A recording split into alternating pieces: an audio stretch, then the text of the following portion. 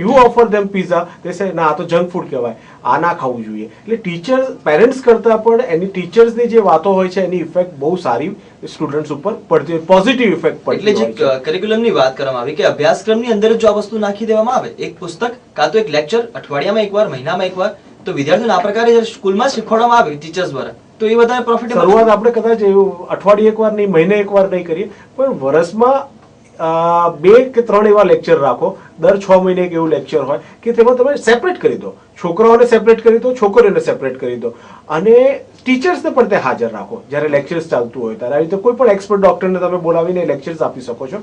અને સાથે એક તમે, કારણ કે આ મનમાં ઘણા બધા સવાલો હશે, પણ કદાચ સંકોચ પણ હશે કે આ સવાલ હું પૂછીશ તો કેવું લાગશે. તો એક અમે હું જ્યાં લેક્ચર આપવા જોઈએ ત્યાં એવું કરું છું, એક નોટબુક આપી દઉં અને એક ડબ્બો મૂકી દઉં છું કે જેને પણ સવાલ હોય દરેકે એ સવાલ પર લખી દેવાનો અને એ ડબ્બામાં એ સવાલ મૂકી દેવાનો. પણ પોતાનું નામ લખવાની જરૂર નથી, એટલે એમને એમનો સવાલનો જવાબ પણ મળી જશે અને એમની આઈડેન્ટિટી છે એ પણ જાહેર નહીં થતી હોય. એટલે એ ઘણો બધો એડવાન્સ. હું જ્યારે લેક્ચર આપવા ગયો મને સરપ્રાઈઝ લાગે એવા સવાલ છોકરાઓ પૂછતા હતા.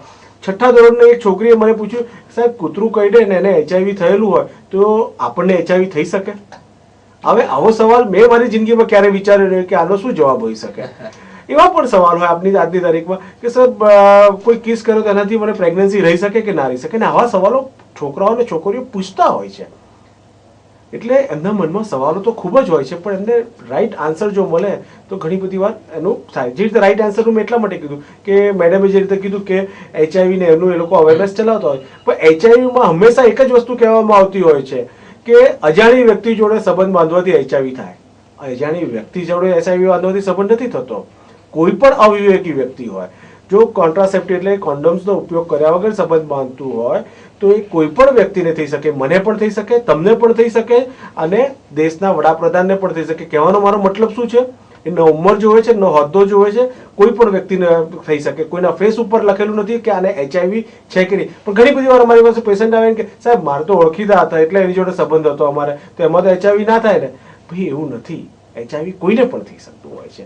એટલે જે આ સ્લોગન છે કે અજાણી વ્યક્તિ જોડે, એ બદલવાની જરૂર છે. જે રીતે એમાં ઘણા બધા પોઈન્ટ્સ એવા બદલવાની જરૂર છે કે જે રાઈટ મેસેજ તમને સાચો મેસેજ આપી શકે. ઓકે, તો ક્યાંક સેક્સ એજ્યુકેશન આપવું જોઈએ સ્કૂલ અવસ્થાની અંદર, અને વિદ્યાર્થીઓને જો આ પ્રોવાઈડ કરવામાં આવશે સારા અને સાચા ટર્મ્સ કન્ડિશનની અંદર તો પ્રોફિટ થઈ શકશે. આપણી આવનારી જે પેઢી છે એ હેલ્ધી અને મજબૂત પેઢી આવશે. એના હિસાબે જે આ ચાઇલ્ડ એબ્યુઝ થાય છે એ અટકશે. ટીન પ્રેગ્નન્સી, આ ઉપરાંત એડ્સ, અને આ ઉપરાંત સેક્સને લગતા ઘણા બધા એવા રોગો છે જે કદાચ થઈ ગયા બાદ લોકોને ખબર પડે છે કે આ વસ્તુ આમ છે. તો આપને લાગે છે કે સેક્સ એજ્યુકેશન થી આ બધી વસ્તુ ઉપર ક્યાંક કંટ્રોલ આવી શકશે? 100% કંટ્રોલ આવશે. માત્ર ને માત્ર આ બીમારીઓ તરફ નહીં, પણ આપણી જે અત્યારે વસ્તી 100 કરોડ ઉપર આંબી ગયેલી છે ને એ પણ કંટ્રોલમાં આવશે. કારણ કે ઘણી બધી વાર એવું મનમાં લોકોને ડર હોય છે કે કોન્ડોમ યુઝ કરવાથી અથવા તો જે ગર્ભ આપણે જે આ જે ઓપરેશન થતા હોય છે આના માટેના જે બાળક ના થાય એના ફેમિલી પ્લાનિંગના, એ કરાવવાથી જાતીય તમારી તાકાત ઓછી થઈ જાય છે. એ મનમાં જે ડર હોય છે અથવા એક ખોટી ગેરમાન્યતા હોય છે એના કારણે પણ કેટલાય લોકો આ કોન્ટ્રાસેપ્ટિવ એટલે ગર્ભ નિરોધકનો પ્રયોગ નથી કરતા ને એમાંથી 4-5 બાળકો થઈ જતા હોય છે. बिल्कुल अनिता जी, मैं आपको लास्ट में इतना ही पूछना चाहूंगा कि आखिर ये सेक्स एजुकेशन हम इम्प्लांट करना चाहेंगे कि नहीं करना चाहेंगे, क्योंकि आप प्रिंसिपल हो तो एक बार सेक्स एजुकेशन की जब बातें चल रही है तो स्टूडेंट्स को सही मायने में प्रोवाइड करना चाहिए. आपका लास्ट में मैसेज क्या रहेगा? मेरे ख्याल से तो जब हम सब आगे बढ़ रहे हैं तो हमें आगे बढ़ना चाहिए, प्रोग्रेस की तरफ बढ़ना चाहिए. बच्चों को भी दिखाना चाहिए कि जो चीज़ बदल रही है उसमें रेजिस्टेंस ज़्यादा नहीं लानी चाहिए. तो अगर बदलाव हमें लाना है और उसको सही तरीके से अपनाना है तो हमें ये सब जो आगे चलना है उसको सब कुछ समझ कर चलना है. और कितना अपने आप में सही है गलत है वो आजकल की पीढ़ी को खुद को भी जानना चाहिए और पेरेंट्स को भी समझना है इस पीढ़ी को. तो बहुत ज़रूरी हो जाता है कि इस वक्त सब पार्टनरशिप टुगेदर हो, इंस्टीट्यूशन की, पेरेंट की और यंग अडल्ट की. अभी जब हम मूव कर रहे हैं लिव इन रिलेशंस में तो बहुत कुछ आगे आगे हम लोगों को आगे आगे देखना है कि किस तरीके से हम बच्चों को सही रास्ते में एट द सेम टाइम हम भी नहीं पिछड़े और बच्चों को भी पिछड़ने नहीं। ચોક્કસ સાથે મળીને કંઈક તમામે પ્રયાસ કરવો જોઈએ. છેલ્લે વારસજી આપને એક જ સવાલ કે આ પ્રકારનું નોલેજ જ્યારે કોઈ પણ વિદ્યાર્થી કે બાળક પાસે આવતું હોય છે ત્યારે પોતાની જાતને કુલ કે સ્માર્ટ સમજતો હોય છે અને એના ગ્રુપની વચ્ચે ક્યાંક આ પ્રકારના વાતો ચાલતી હોય છે ત્યારે પોતાને કંઈક અહમ બતાવતો હોય છે, પરંતુ આ વસ્તુ જ્યારે શીખવાડવામાં આવે ત્યારે પણ ક્યાંક એમને જેમ વાત કરી કે આજુબાજુ હાસ્યની પ્રવૃત્તિ મજાક મસ્તી ચાલતી હોય છે, તો તેવા વિદ્યાર્થીઓ અને પેરેન્ટ્સ માટે આપની શું સલાહ રહેશે? સૌથી પહેલું તો પેરેન્ટ્સ માટે કે આ કોઈ જ એવી વસ્તુ નથી કે જેથી તમારું બાળક બગડી જશે અથવા એના સંસ્કાર જતા રહેશે. આ વર્ષોથી આપણા સમાજમાં આ વસ્તુનું જ્ઞાન આપવામાં જ આવતું હતું. તમે જુઓ આપણા મંદિરો જે પવિત્ર જગ્યા કહેવાય એની અંદર પણ દિવાલો ઉપર સેક્સ એજ્યુકેશન આપવામાં આવેલું છે. એટલે આ કોઈ ખરાબ વસ્તુ કે ગંદી વસ્તુ નથી. મંદિર જેવી પવિત્ર જગ્યામાં આનું સ્થાન પામેલું છે. પણ જ્યારે અંગ્રેજોએ આપણી ઉપર હુમલો કર્યો, આપણી પ્રાયોરિટી બદલાઈ ગઈ, મોગલોએ આપણી ઉપર હુમલો કર્યો અને આપણી પ્રાયોરિટી બદલાઈ ગઈ ને આપણી પ્રાયોરિટી આવી ગઈ, આપણી સેફટી આવી ગઈ. ત્યારથી આની ઉપર પડદો પડેલો છે.